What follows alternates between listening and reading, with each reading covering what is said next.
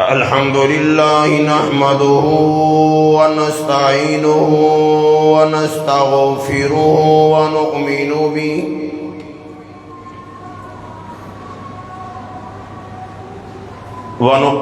به ونتوكل عليه ونعوذ بالله من شرور أنفسنا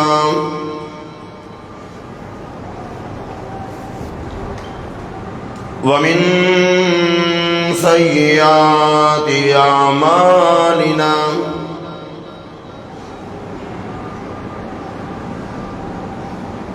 من يهده الله فلا مضل له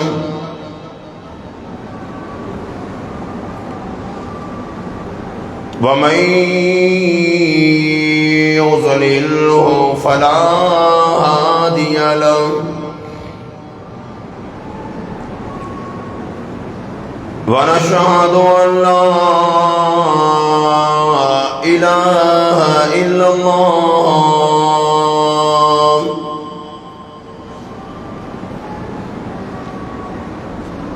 وحده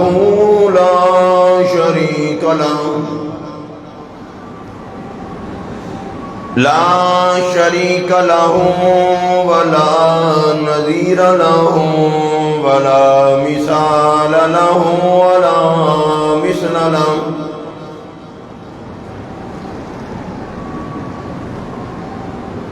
لا معين له ولا وزير له ولا مشير له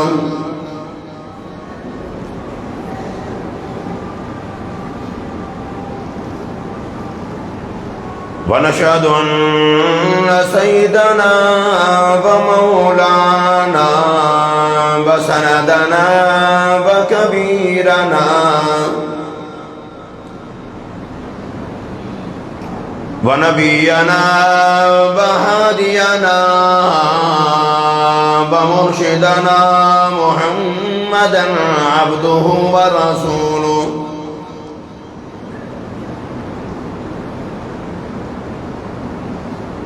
أرسله بالحق بشيرا ونذيرا أما بعد فأعوذ بالله السميع العليم من الشيطان الرجيم بسم الله الرحمن الرحيم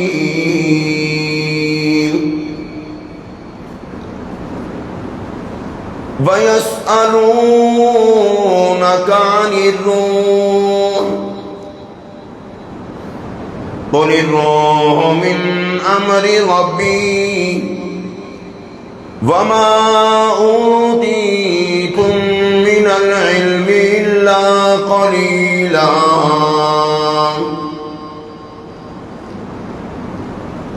وقال الله تبارك وتعالى ولا تقولن لشيء إني فاعل ذلك غدا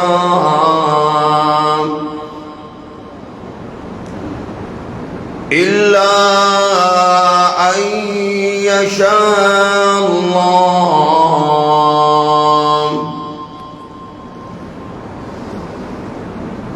وقال النبي صلى الله تعالى عليه وسلم أرحم أمتي بأمتي أبو بكر وأشدهم في أمر الله عمر وأصدقهم حياء عثمان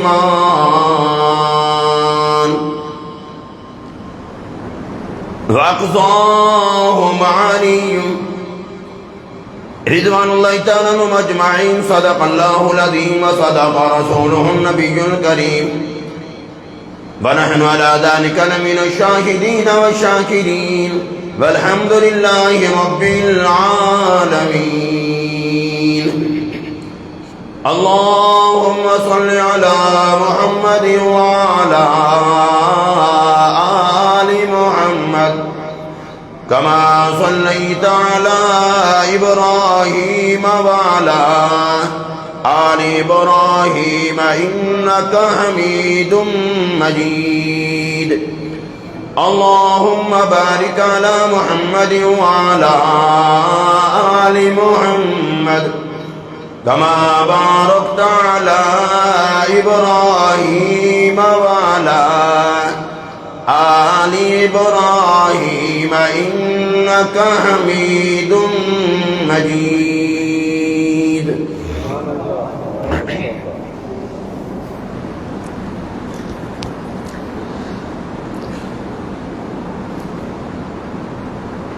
مشرکین مکہ کا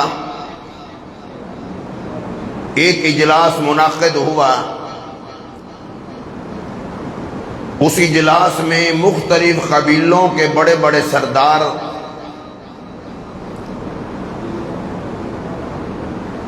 اور اپنے اپنے علاقے کے اپنے اپنے برادری کے سردار بھی جمع ہوئے.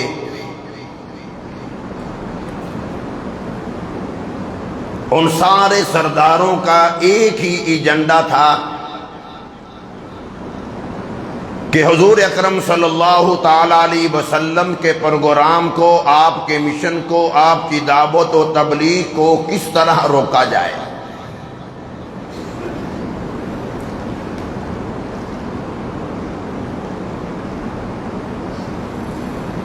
میٹنگ تو بہت ان کی طویل ہوئی. بالآخر تمام رؤساء کا، سرداروں کا اس بات پر اتفاق ہوا کہ حضرت عیسیٰ علیہ السلام کے بعد کوئی اور نبی نہیں آئے. تقریباً 600 سال کا مدنی کریم صلی اللہ تعالی علیہ وسلم اور حضرت عیسیٰ علیہ السلام کا، دونوں پیغمبروں کے درمیان کا جو فاصلہ ہے وہ تقریباً 600 سال کا.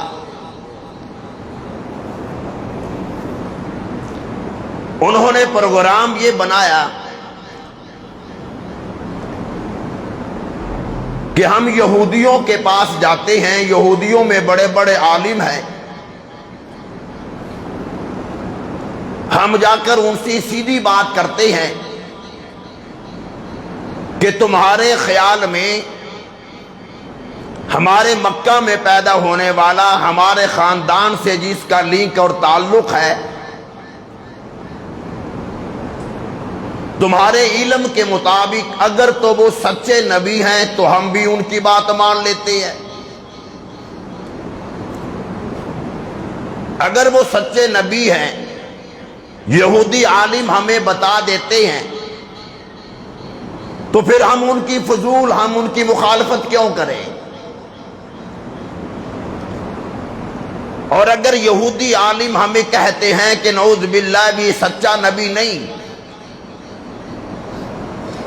تو پھر ہم سختی کے ساتھ ان کے مشن کو کچلیں گے،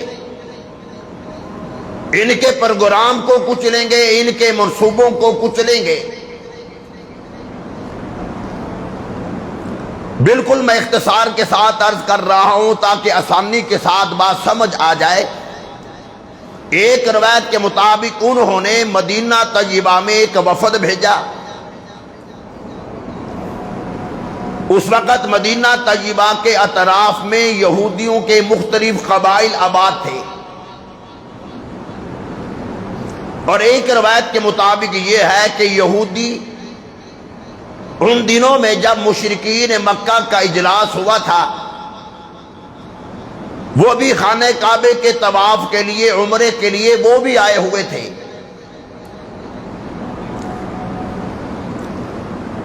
انہوں نے ایک وفد تشکیل دیا کہ یہودی تورات کو سمجھتے ہیں، انجیل کو سمجھتے ہیں، زبور کو سمجھتے ہیں. ہم ان سے جا کر معلومات لیتے ہیں، وہ وفد ان کے پاس گیا۔ یہودی جو طبقہ ہے، ان سے بڑا روئے زمین پر سازشی ٹولہ کوئی نہیں۔ یہ وہ ظالم لوگ ہیں کہ جنہوں نے ایک دن میں 70 پیغمبروں کو شہید کیا ہے۔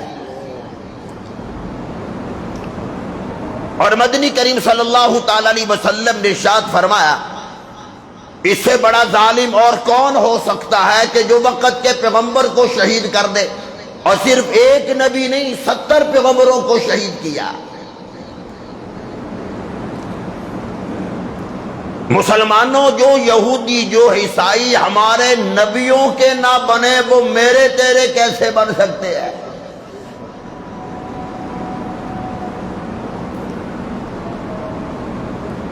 اس لیے اعلان ہو رہا ہے، یا ایھا الذین آمنوا لا تتخذوا اليہود والنصارى اولیاء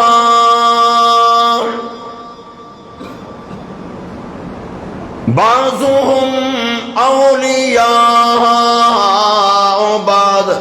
اے ایمان والو، اور عربیوں، عجمیوں، مسلمانوں، ایمان والا، ان یہودیوں کو، ان عیسائیوں کو کبھی اپنا نہ سمجھنا۔ وَمَن يَتَوَلَّهُم مِّنكُمْ فَإِنَّهُ مِنْهُمْ إِنَّ اللَّهَ لَا يَهْدِي الْقَوْمَ الظَّالِمِينَ۔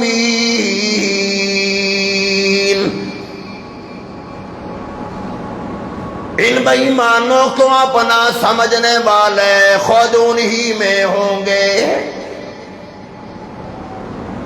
مشرکین مکہ کا وفد یہودیوں کے پاس آیا، یہودی عالموں کے پاس آیا۔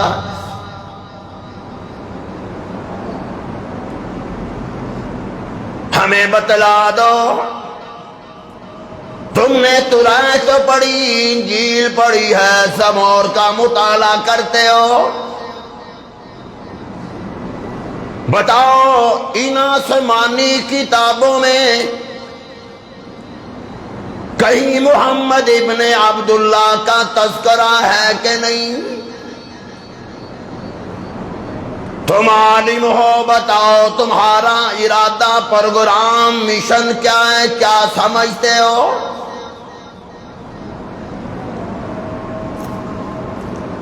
اگر تم کہتے ہو یہ وقت کا نبی برحق نبی ہے، سچا نبی ہے، ہم بھی ان کا کلمہ پڑھ لیتے ہیں،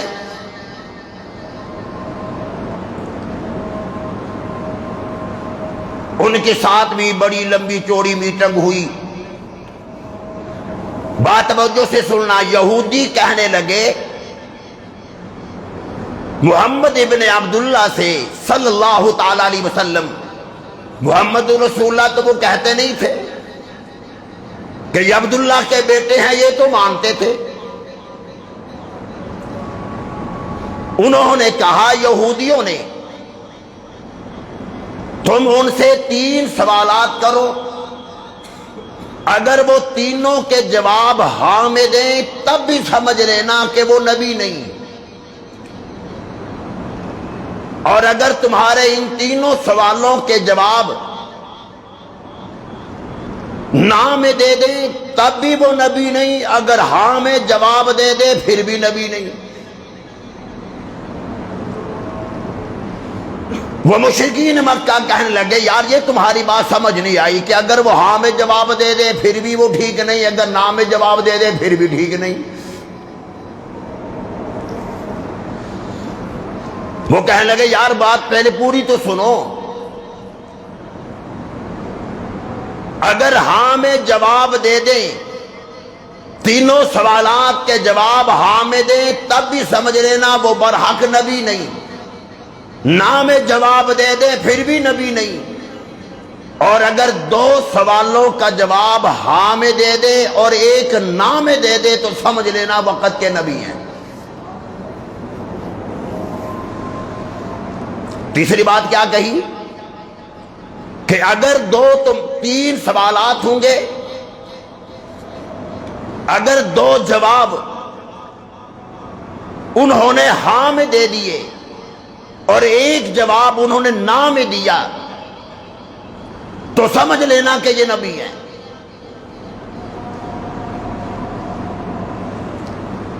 اب وہ سرکار دو عالم صلی اللہ علیہ وسلم کے پاس آئے کہ آپ ہمارے ساتھ میٹنگ کریں۔ امام الانبیاء تشریف لے آئے، انہوں نے کہا کہ آپ ہمارے 3 سوالات کے جوابات دے دیں، پھر ہم فیصلہ کریں گے کہ آپ کا ہم نے کلمہ پڑھنا ہے کہ نہیں۔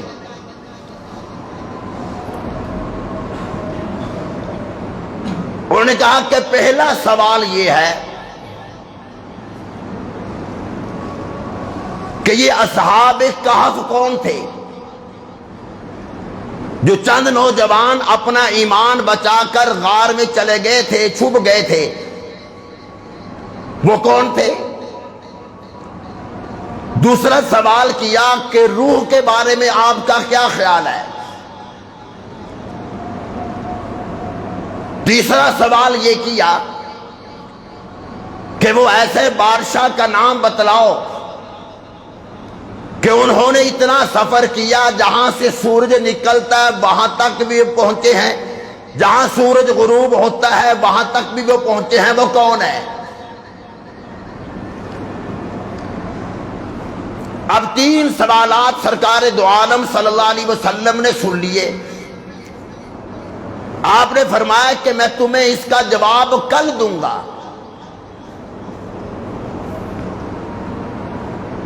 یہاں پر بات سمجھنا، اگر وقت کے نبی کو، پیغمبر کو، سرکار دو عالم صلی اللہ تعالی علیہ وسلم کو اس وقت جوابات کا علم ہوتا تو آپ فوراً جواب نہ دیتے۔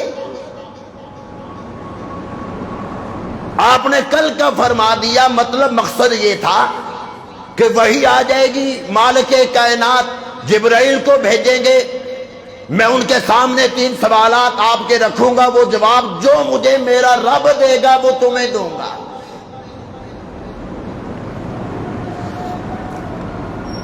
تو آپ کا یہ فرمانا کہ میں تمہیں کل جواب دوں گا، مطلب یہ ہے کہ عالم الغیب صرف اللہ کی ذات ہے۔ ہاں، جتنا علم اللہ نے اپنے محبوب کو عطا کیا، خدا کی قسم سارے پیغمبروں کا علم ایک طرف اور آمنہ کے لال کا علم ایک طرف۔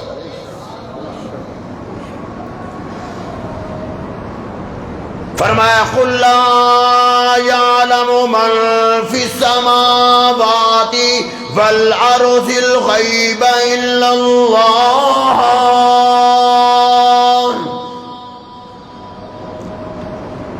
اور میرے محبوب صلی اللہ تعالی علیہ وسلم آپ ان کو فرما دیجئے، بتلا دیجئے، آسمان و زمین کے غیب کا علم میرے رب کے پاس ہے۔ مدنی کریم صلی اللہ تعالی علیہ وسلم نے ارشاد فرمایا میں تمہیں کل جواب دوں گا۔ کل کا سارا دن گزر گیا، وحی نہیں آئی، وہ کافر جمع ہو کر پھر آگے جی آج کا آپ نے کہا تھا، آپ خاموش ہو گئے، ابھی تک جواب جو نہیں آیا، وہ واپس چلے گئے، اگلے دن پھر آگے، لیکن ابھی تک اللہ کی طرف سے وحی کوئی نہیں۔ علماء کرام نے لکھا ہے تقریباً 10 سے 15 روز گزر گئے، وحی نہیں آئی۔ امام الانبیاء فرماتے ہیں ساری زندگی میں جتنا میں غمگین پریشان ان دنوں میں ہوا ہوں کبھی نہیں ہوا کہ مشرکین میرے پاس روزانہ آتے تھے، ہاں جی بتاؤ، اب میں ان کو کیا جواب دیتا؟ ابھی خدا کی طرف سے وحی کوئی نہیں آئی۔ سارے مکہ میں چیمگوئیاں شروع ہو گئی، کوئی کہنے لگا یار عجیب نبی ہے یار، 15 دن گزر گئے اور ابھی تک جواب ہی نہیں آ رہا۔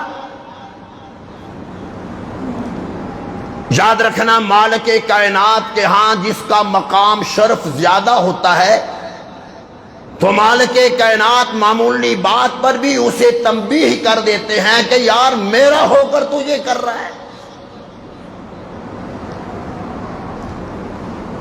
اب 15 دن گزر گئے، اب وحی آئی، جبرائیل آئے، قرآنی آیات لے کر آ گئے، فرمایا وَلَا تَقُولَنَّ لِشَيْءٍ إِنِّي فَاعِلٌ ذَلِكَ غَدًا إِلَّا أَن يَشَاءَ اللَّهُ۔ اور میرے محبوب صلی اللہ تعالی علیہ وسلم جب ہی کوئی پروگرام کام کرنے کا بناؤ، کوئی بات بھی فرماؤ، جیسے آپ نے بات کر دی میں تمہیں ان سوالوں کا جواب کر دوں گا۔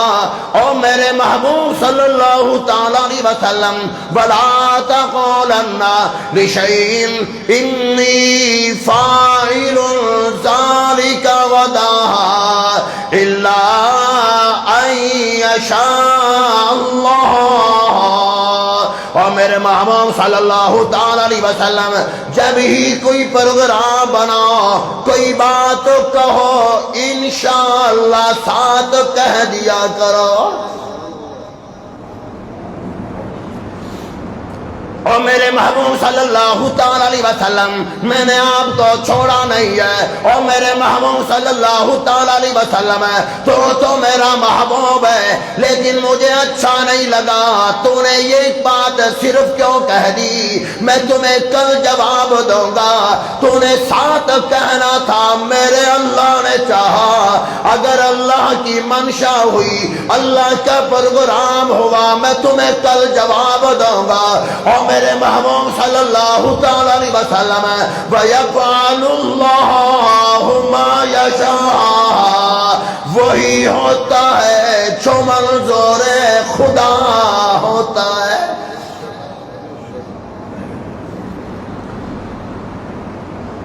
اور میرے محبوب صلی اللہ تعالی علیہ وسلم اپنی امت کو بتا دو، سمجھا دو، کبھی اپنی عقل پر مان نہ کرنا، کبھی اپنی سمجھ پر مان نہ کرنا، کبھی اپنی طاقت و قوت پر مان نہ کرنا، کبھی اپنے عہدے پر مان نہ کرنا۔ جب ہی کوئی پروگرام بناؤ انشاءاللہ کہہ دیا کرو۔ انشاءاللہ کا معنی اگر اللہ نے چاہا، خدا کی قسم میرا رب نہ چاہے، ساری دنیا چاہے، کچھ نہیں ہو سکتا۔ اور میرا رب چاہے اور میرا رب نہ چاہے، ساری دنیا جمع ہو جائے، کر کے دکھا دو۔ سیدنا علی المرتضیٰ رضی اللہ تعالیٰ عنہ فرمایا کرتے تھے، کسی نے پوچھا کہ علی آپ نے خدا کو کیسے پہچانا؟ فرمایا جب اپنے پروگراموں میں، اپنے ارادوں میں کہ حالات بھی سازگار ہوتے ہیں، طاقت بھی ہوتی ہے، قوت بھی ہوتی ہے، پروگرام بھی ہے، ٹائم بھی ہے، وقت بھی ہے، لیکن جب علی کا کوئی کام نہیں ہوتا تو میں سمجھ آتا ہوں آخر کوئی ذات تو ہے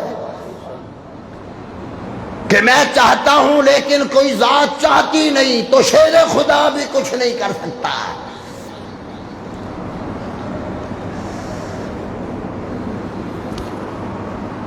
وہی آ گئی،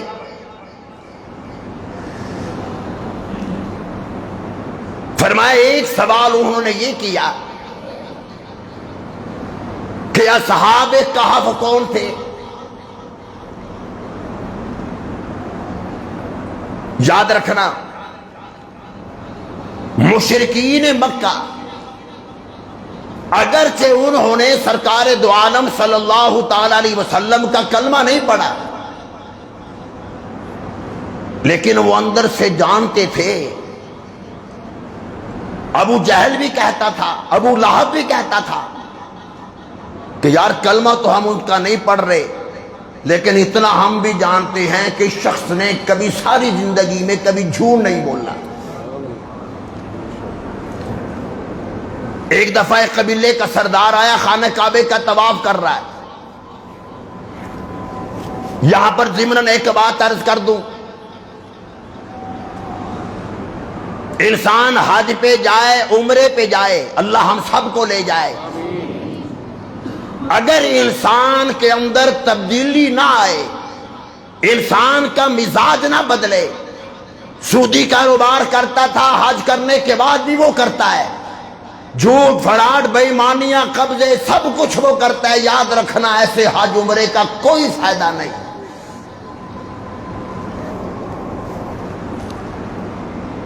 ابو جہل کے بارے میں نے خود کتابوں میں پڑھا ہے، ابو لہب کے بارے میں نے پڑھا، ابو جہل نے بھی کئی حج کر رکھے تھے۔ ابو جہل تقریباً روزانہ خدا کے گھر کا طواف کرتا تھا، ابو لہب خدا کے گھر کا طواف ہی نہیں، خانہ کعبے کے اندر رہا کرتا تھا۔ 360 بت جو ان کافروں کے تھے وہ خانہ کعبے کے اندر تھے۔ ہم مسلمان کعبے کا باہر سے طواف کرتے ہیں، ابو جہل کعبے کے اندر جاتا تھا، اس لیے کہ ان کے چھوٹے خدا ادھر ہی پڑے تھے، ان کی جا کر وہ عبادت کرتا تھا، اور ایک مرتبہ نہیں 20 مرتبہ کعبے کی چھت پر وہ کھڑا ہے، اللہ کے گھر کی چھت پہ وہ چلا گیا۔ ابو لہب کھڑا ہے اور اسی طرح ابو جہل کھڑا ہے، لیکن اندر حضور کا کلمہ نہیں، محبت نہیں۔ مالک کائنات نے فرما دیا تبت یدا ابی لہب وتب، ابو لہب تیرے ہاتھ ہلاک ہو جائیں، تباہ و برباد ہو جائے۔ ارے کعبے کا روزانہ طواف کرنے والا، کعبے کی چھت پہ جانے والا، کعبے کے اندر رہنے والا، اور ہزاروں مرتبہ کعبے کے اندر جا کر عبادت کرنے والا، خدا کی قسم اندر ایمان نہیں، کلمہ نہیں، سرکار کی محبت نہیں، اللہ نے فرما دیا تیرے ہاتھ ہلاک ہو جائیں، تباہ و برباد ہو جائے۔ خدا کی قسم بلال حبشی، حبشہ حبشی ہے، باپ بھی غلام، خود بھی غلام ہے، لیکن خدا کی قسم اللہ نے وہ مقام، وہ شرف دیا ہے کہ چلتا فرش میں ہے اور چلنے کی آواز جنت میں آ رہی ہے۔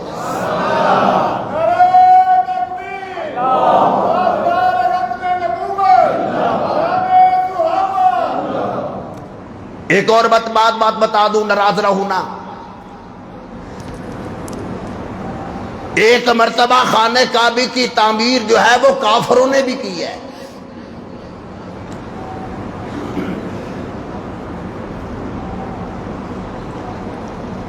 جب تعمیر ہو رہی تھی کافروں نے چندہ مانگا اللہ کے گھر کی تعمیر کرنے کے لیے۔ اعلان پتہ کیا کیا انہوں نے؟ کافروں نے اعلان کیا ہے کعبے کے طواف، کعبے کی تعمیر میں چندہ وہ لوگ دیں۔ یہ اعلان کن کی طرف سے ہو رہا ہے؟ کافروں کی طرف سے۔ ہمیں چندہ اللہ کے گھر کی تعمیر میں وہ حصہ ڈال سکتا ہے جس نے ساری زندگی کبھی فرار نہ کیا ہو، قبضے نہ کیے ہو۔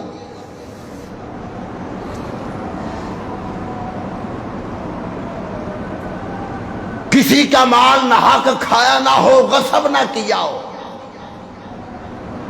اور اگر اعلان سن مسلمانوں، جو میں یہ سمجھتا ہوں آج کل کا مسلمان سمجھتا ہے کہ سود کے بغیر سسٹم چل نہیں سکتا، دکان پہ ورائٹی ڈالنی ہے، اپنی دکان کی رجسٹری بینک میں رکھواؤ، اپنے گھر کی، اپنی کوٹھی بنگلہ کی رجسٹری اپنے بینک میں رکھوا کر سود لو۔ ارے اس دور کا کافر بھی یہ سمجھتا تھا، کافروں نے اعلان کر رکھا تھا کہ خانہ کعبے کی تعمیر میں جنہوں نے چندہ ڈالنا، حصہ ڈالنا ہے، ان میں سود خور کے پیسے وہ شامل نہیں کرتے تھے۔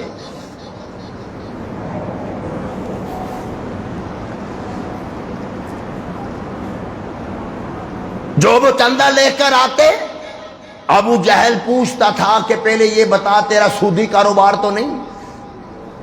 یہ میں کافروں کی بات کر رہا ہوں۔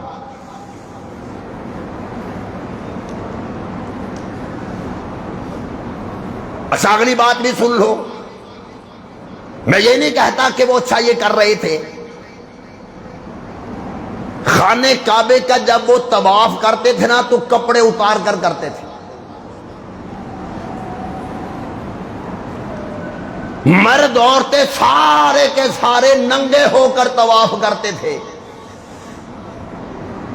کسی نے پوچھا بھی کیوں کر رہے؟ ان کا بھی جن کپڑوں میں ہم گناہ کرتے ہیں، اللہ کا گھر اتنا پاکیزہ اللہ کا گھر ہے کہ ہم وہ جن کپڑوں میں گناہ کرتے ہیں یہ نجس اور ناپاک کپڑے ہیں، ناپاک کپڑے پہن کر اللہ کے پاک گھر کا ہم طواف نہیں کر سکتے۔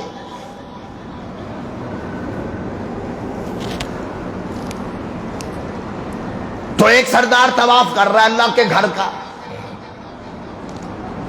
یمن سے آیا تھا یا شام سے آیا، بہرحال مکہ کا تو نہیں تھا۔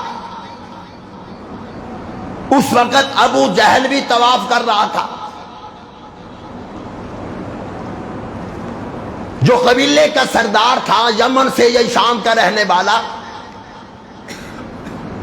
اس نے ابو جہل سے ایک بات کر دی کہ یار میں بھی فلاں قبیلے کا سردار ہوں، تو بھی سردار ہے، یار میں نے سن رکھا ہے کہ آپ کے مکہ میں ایک شخص ہے جس کا نام محمد ہے صلی اللہ تعالی علیہ وسلم،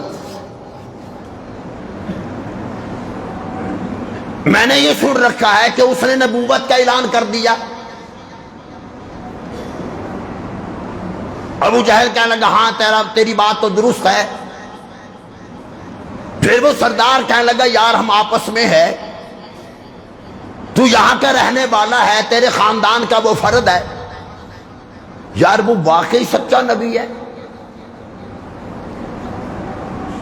اب ابو جہل طواف بھی کر رہا ہے، وہ سردار بھی طواف کر رہا ہے۔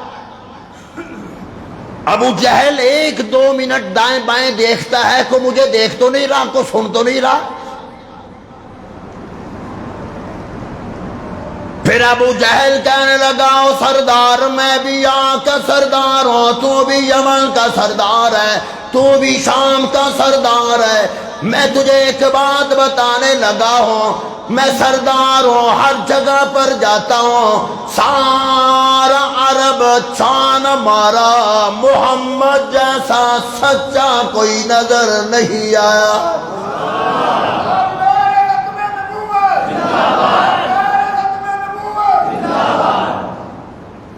سردار کہنے لگا تجھے کیسا یقین ہے، کتنا یقین ہے؟ یقین کے ساتھ تو ایسی بات کیوں کہہ رہا ہے؟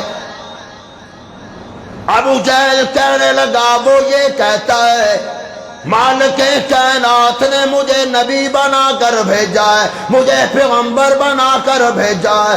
ابو جہل کہنے لگا تو آج آیا، میں 40 سال سے اس کو دیکھ رہا ہوں، کبھی کسی بچے کے بارے میں اس نے جھوٹ نہیں بولا، کسی عورت کے بارے میں جھوٹ نہیں بولا، کسی جوان کے بارے میں جھوٹ نہیں بولا، کسی اپنے پرائے کے بارے میں جھوٹ نہیں بولا۔ ارے جو کسی انسان کے بارے میں جھوٹ نہیں بول سکتا، وہ خدا کی ذات کے بارے میں جھوٹ کیسے بول سکتا ہے؟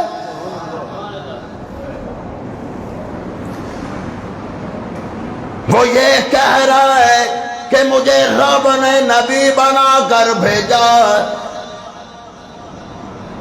جس نے کبھی انسان کے بارے میں جھوٹ نہیں بولا، وہ خدا کے بارے میں کیسے بول سکتا ہے؟ پھر وہ سردار کہنے لگا یار پھر تو کلمہ کیوں نہیں پڑھ رہا؟ کہنے لگا بس یہ ایک راز کی بات ہے۔ بولو کیا؟ انہوں نے کہا یار میں نے کلمہ پڑھ لیا نا، یہ جو میں لیڈر بنا پھرتا ہوں، میری ساری لیڈری ختم ہو جائے گی۔ لیکن اس کو کیا معلوم تھا کہ جو میرے محمد عربی صلی اللہ علیہ وسلم کی غلامی میں آتا ہے ایسا لیڈر خدا اسے بنا دیتا ہے۔ روایات میں آتا ہے سب سے چھوٹے درجے کا جو جنتی ہوگا، سب سے نچلے درجے کا، چھوٹے درجے کا جو جنتی ہوگا، اس کو 10 دنیا کے برابر مال کے کائنات جنت عطا فرمائیں گے۔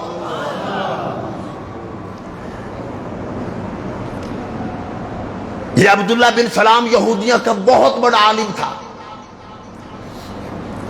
علماء نے لکھا ہے کہ عبداللہ بن سلام رضی اللہ تعالیٰ عنہ یہودیوں کا اتنا بڑا عالم تھا کہ یہ تورات کا بھی عالم تھا اور یہ تورات کا حافظ تھا، اس لیے ان کا لقب ہے عبداللہ بن سلام رضی اللہ تعالیٰ عنہ کا حافظ التورات۔ یہ تورات کا حافظ بھی ہے اور عالم بھی ہے۔ جب حضور صلی اللہ علیہ وسلم کی غلامی میں آیا، سیدنا عمر فاروق رضی اللہ تعالیٰ عنہ تشریف فرمائے۔ عمر پوچھنے لگے کہ عبداللہ بن سلام جب تو حالت کفر میں تھا، یہودی تھا، اس وقت تیری سوچ، تیری نیت، تیرا پروگرام اور تیرا ارادہ سرکار دو عالم صلی اللہ علیہ وسلم کے بارے میں تیری کیا سوچ تھی؟ وہ فرمانے لگے کہ عمر، رب کعبہ کی قسم، میں نے تورات حفظ کر رکھی ہے، انجیل بھی حفظ کر رکھی ہے، جو علامات، جو نشانیاں میں نے تورات انجیل میں پڑھی ہیں وہ ساری کی ساری ہمارے محبوب میں موجود ہیں۔ ہم جان بوجھ کر کلمہ نہیں پڑھ رہے تھے، ورنہ ہم جانتے تھے اس وقت بھی کہ یہ سچا نبی ہے، سچا پیغمبر ہے۔ عبداللہ بن سلام فرماتے ایک دفعہ ہم سارے کافر بیٹھے ہوئے تھے یہودی،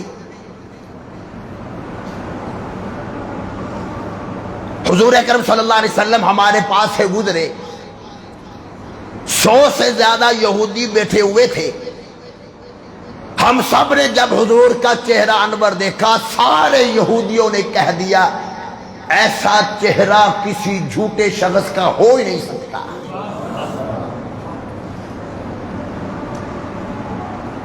عمر فاروق رضی اللہ تعالیٰ کو اچھا تم نے کیا پڑھا تھا تورات انجیل میں؟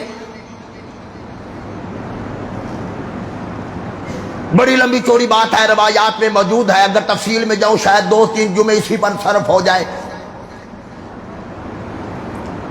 فرمانے لگے ایک نشانی میں نے یہ بھی پڑھی تھی کہ میرا محبوب آخر میں جب تشریف لائیں گے، آخری نبی ہوں گے، آخری پیغمبر ہوں گے، ان کی آنکھیں مبارک سمیلی آنکھیں مبارک ہوں گی، سرما لگا ہوگا، جب محبوب کو خدا بھیجے گا تو سرما خود لگا کر بھیجے گا۔ صحابہ فرماتے ہیں کہ ہم جب حضور کے دیدار کے لیے آتے، آپ کا چہرہ انور دیکھتے، آپ کی آنکھوں کی طرف ہم دیکھتے، ایسا لگتا جیسے آج ہی کسی نے سرما لگایا ہے۔ امام الانبیاء جب دنیا میں تشریف لائے، حضرت آمنہ کے بعد حضرت عثمان کی والدہ ہے، حضرت آمنہ کو کہنے لگی عثمان کی والدہ کہ آمنہ بچہ مجھے دے دے، میں اسے صاف کر دوں، آج ہی پیدا ہوا اسے نہلا دوں۔ اس نے اپنے الفاظوں میں کہا کہ مجھے بچہ دے، میں اسے پاک کر دوں۔ علماء کرام نے کہا غیب سے آواز آ گئی، میرا محبوب ایسا پاک ہے جو صدیق کو بھی پاک کر دے گا، عمر کو بھی پاک کر دے گا، عثمان، علی، طلحہ، زبیر کو بھی پاک کر دے گا۔ ایسا پاک میں نے پاکیزہ محبوب دنیا میں بھیجا ہے، جو بھی کفر شرک کی نجاست لے کر آئے گا اسے ایسا پاکیزہ بنا دے گا، جب وہ میرے محمد کی غلامی میں آئے گا، مجھ خدا کی طرف سے ان کو سلام آنے شروع ہو جائیں گے۔ عثمان کی والدہ کہنے لگی مجھے دے دے، میں سرما لگا دوں۔ فرماتی ہے جب حضور اکرم صلی اللہ تعالی علیہ وسلم کو میں نے دیکھا سرما لگا ہوا ہے، حضرت آمنہ سے میں نے کہہ دیا آمنہ سرما کب لگایا؟ حضرت آمنہ فرمانے لگی میں نے سرما نہیں لگایا، غیب سے آواز آ گئی کہ میں نے محمد کو خود سرما لگا کر بھیجا ہے۔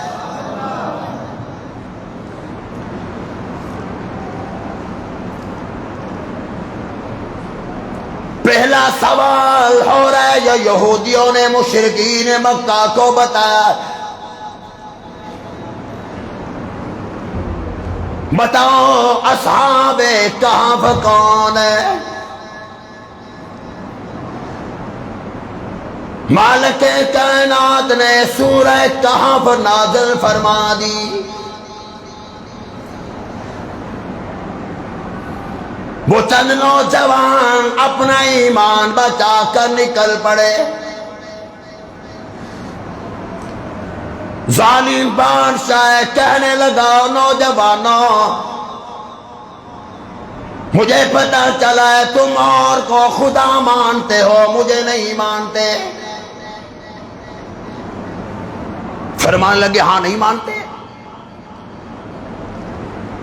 دیکھ لو جہاں پر تمہاری رہنا مشکل ہو جائے گا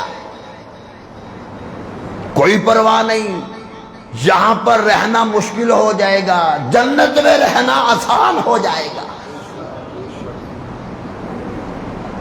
بڑی سخت سزا دوں گا۔ مختصر یہ کہ وہاں پر چند لوگ تھے اپنا ایمان بچا کر وہاں سے نکل پڑے۔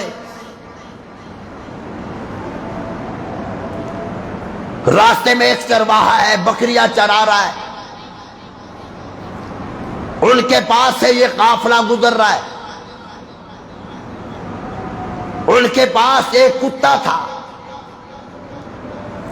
مالک کائنات نے اس کتے کو بولنے کی قدرت کا کرشمہ تو دیکھ،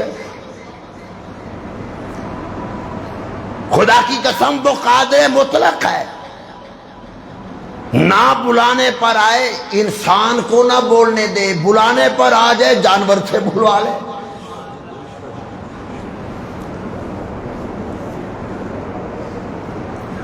وہ کتا بول پڑا اور یار مجھے بھی ساتھ لے جاؤ، یہ قرآن آیات کا ترجمہ کر رہا۔ پہلے تو وہ حیران ہو گئے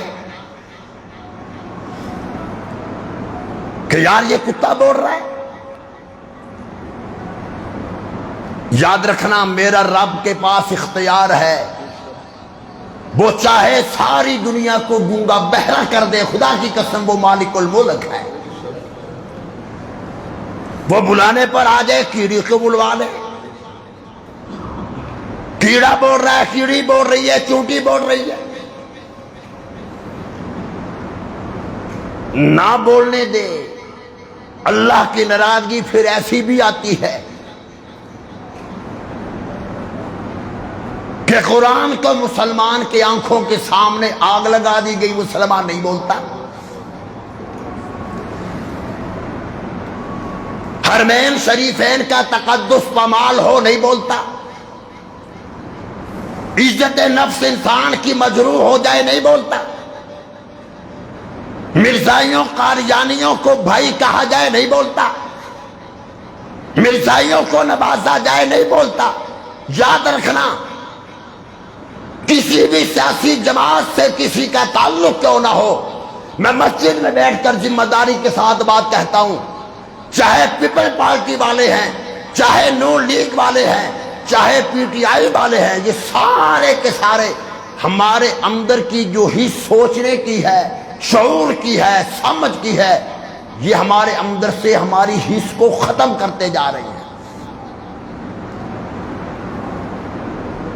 ان تمام سیاسی جماعتوں کا اس بات پر اتفاق ہے کہ عوام کے اندر سے شعور ختم کر دیا جائے۔ وہ ایک شیر تھا نا، ڈانس کر رہا تھا۔ اب کبھی آپ نے دیکھا کہ شیر ڈانس کر رہا ہو؟ اب نہیں یہ مسئلہ قرآن میں ہے نا حدیث میں، بس سنی سنی بات ہے۔ لوگوں نے دیکھا کہ یار شیر ڈانس کر رہا ہے، مجمع لگ گیا۔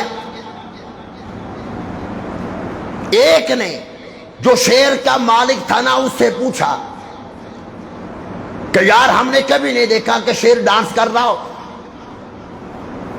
اور تو نے اسے پالا ہے، تو نے اسے ڈانس کیسے سکھا دیا؟ درندہ ہے، ڈانس کر رہا ہے۔ اس نے پتہ بات کیا کہی؟ اس نے کہا جب یہ بچہ تھا میں نے اس کے اندر سے شیر کی جو حس ہوتی ہے نا کہ میں شیر ہوں، وہ میں نے بچپن سے اس کے اندر سے وہ شیر والی حس ختم کر دی۔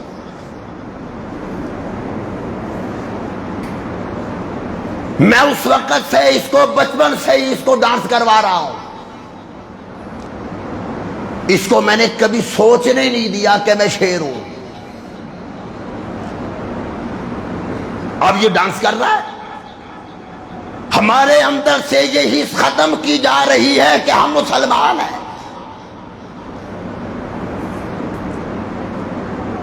جو کچھ بھی ہمارے آنکھوں کے سامنے ہوتا جائے ہمارے اندر سے شعور ختم کیا جا رہا ہے۔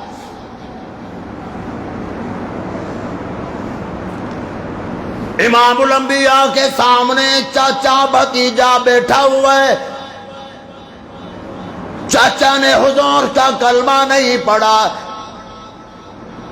نفرت سے چاچا نے اپنی انگلی حضور کی طرف کر دی، بھتیجے نے فوراً ہاتھ پر تھپڑ مارا، فوراً چاچا کے ہاتھ پر ہاتھ مار کر فرمانے لگے ٹھیک ہے میرا چچا ہے، ٹھیک ہے میرے باپ کا بھائی ہے، لیکن خیال رکھنا آئندہ اگر یہی تیری انگلی میرے محمد کی طرف اٹھ گئی میں تیرا ہاتھ توڑ کر رکھ دوں گا۔ جہاں میرے نبی کی بات آ جائے، جہاں پیغمبر کی ذات کی بات آ جائے، وہاں سارے رشتہ داریاں ختم۔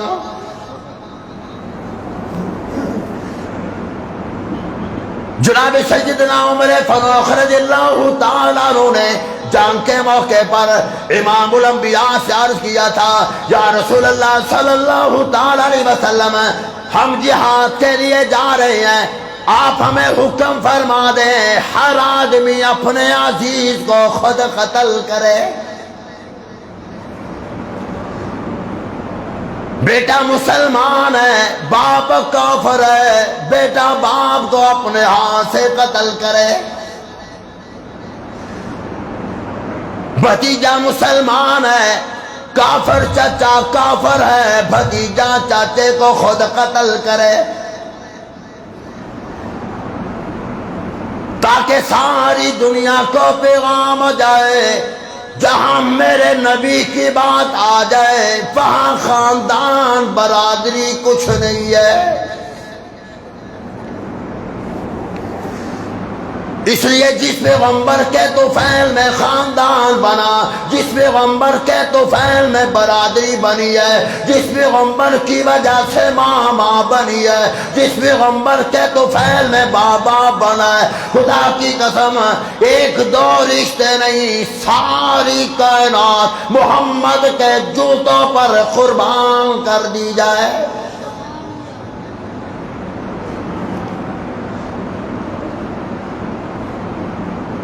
اصحاب کہف کے ساتھ وہ کتا بھی جا رہا ہے،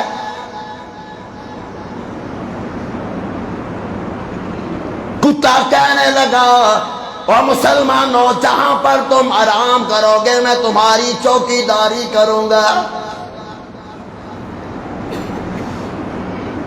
غار میں چلے گئے، کتا باہر بیٹھا ہے، اللہ کو یہ ادا کتے کی اتنی پسند آ گئی. کئی مرتبہ پہلے بھی ختم نبوت کے عنوان پر جب گفتگو کی میں نے یہ بات عرض کی تھی کہ کتا نجس ناپاک ہے، لیکن جب ایمان والوں کا ساتھ دیتا ہے تو قرآن اس کتے کا ناپاک کتے کا ذکر بھی خدا اپنے پاک قرآن میں کر رہا ہے. اور امام الانبیاء نے فرمایا کہ یہ کتا جنت میں جائے گا.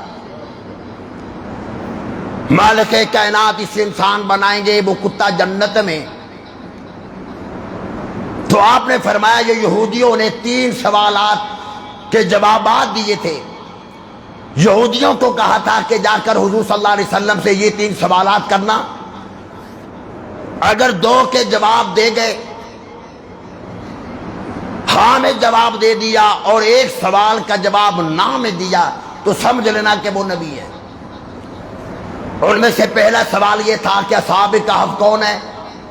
امام الانبیاء نے ساری تفصیل بتا دی. پھر دوسرا سوال یہ تھا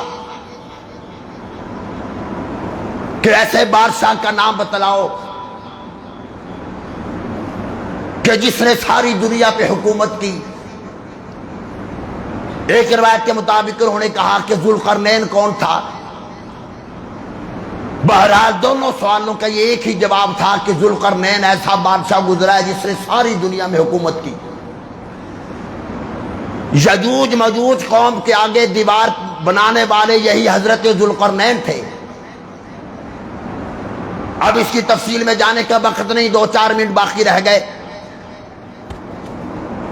دوسرے سوال کا بھی جواب ہو گیا. تیسرا سوال یہ تھا کہ روح کے بارے میں آپ کا کیا خیال ہے؟ اب آپ نے اس کا جواب صرف یہ دیا جو اللہ نے یہ جواب دیا تھا کہ قل الروح من امر ربی. روح کیا ہے مجھے نہیں معلوم، یہ میرے رب کا حکم ہے. حکم آ گیا بندہ زندہ ہو گیا، حکم آ گیا بندہ مردہ ہو گیا. اب کافروں نے آپس میں مشورہ کیا کہ جو یہودیوں نے ہمیں بتلایا تھا بیعینی، جواب بھی وہی 2 کا دیا ہاں میں، اور 1 کا نام ہے. اب کیا کیا جائے؟ اب کلمہ پڑھ لیں. انہوں نے کہا کہ یار بات تو ٹھیک ہے، لیکن یہ ہماری لیڈری ختم ہو جائے گی. اس لیڈری نے آج تک ہمیں مار کر رکھا ہے. جاننے کے باوجود بھی ان کافروں نے، اکثریت نے حضور اکرم صلی اللہ علیہ وسلم کا کلمہ نہیں پڑھا. تو یہ اصحاب کہف کے بارے میں جو سوال ہوا تھا، یہ سورہ کہف یہ وہ سورت ہے، مدنی کریم صلی اللہ تعالی علیہ وسلم نے ارشاد فرمایا جب سے دنیا بنی ہے قیامت تک دجال سے بڑا فتنہ کوئی نہیں. سب سے بڑا فتنہ کیا ہے؟ حضور صلی اللہ علیہ وسلم کا فرمان کیا ہے؟ سب سے بڑا فتنہ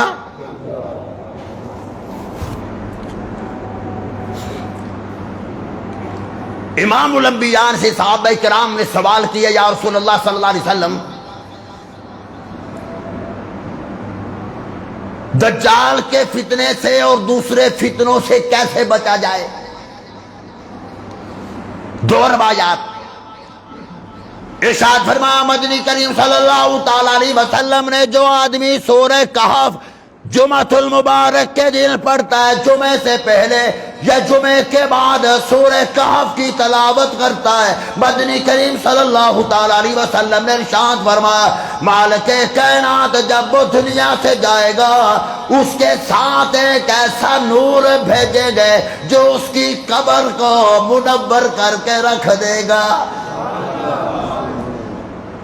اور ارشاد فرمایا مدنی کریم صلی اللہ تعالی علیہ وسلم نے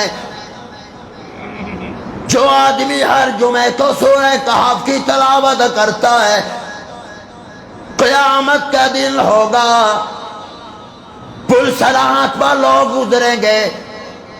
مدنی کریم صلی اللہ تعالی علیہ وسلم نے ارشاد فرمایا وہ پل صراط تلوار سے زیادہ تیز ہوگی، بال سے زیادہ باریک ہوگی. ارشاد فرمایا مدنی کریم صلی اللہ تعالی علیہ وسلم نے جو آدمی ہر جمعے کو سورہ کہف کی تلاوت کرتا ہے قیامت کے دن مالک کائنات اس کے ساتھ ساتھ نور ایک رکھیں گے، ایسی روشنی ساتھ ساتھ جا رہی ہوگی جب پل صراط سے گزرے گا، بال سے زیادہ باریک پل صراط سورہ کہف کی برکت سے وہ اس کی ایسی روشنی عطا کر دے گی، وہ سورہ کہف کی ایسی روشنی ہوگی اسے پل صراط نظر آنے لگ جائے گی۔ پھر آپ نے ارشاد فرمایا کہ جو آدمی یہ چاہے کہ میں دجال کے فتنے سے بچ جاؤں، اسے چاہیے کہ وہ سورہ کہف کی جمعۃ المبارک کے دن تلاوت کیا کرے۔ حافظ قرآن کے لیے 10 منٹ لگتے ہیں، جو نادرہ پڑھنے والا ہے زیادہ سے زیادہ 15 منٹ لگیں گے۔ معمول بناؤ، اجر دیکھ، ثواب دیکھ، قبر میں بھی روشنی، پل صراط میں بھی روشنی، قیامت کے دن روشنی۔ دجال کے فتنے سے مالک کائنات حفاظت فرمائیں گے۔ بچوں کو پڑھاؤ، خود بھی پڑھو۔ دعا ہے الہ العالمین عمل کی توفیق عطا فرمائے۔ وآخر دعوانا الحمدللہ رب العالمین۔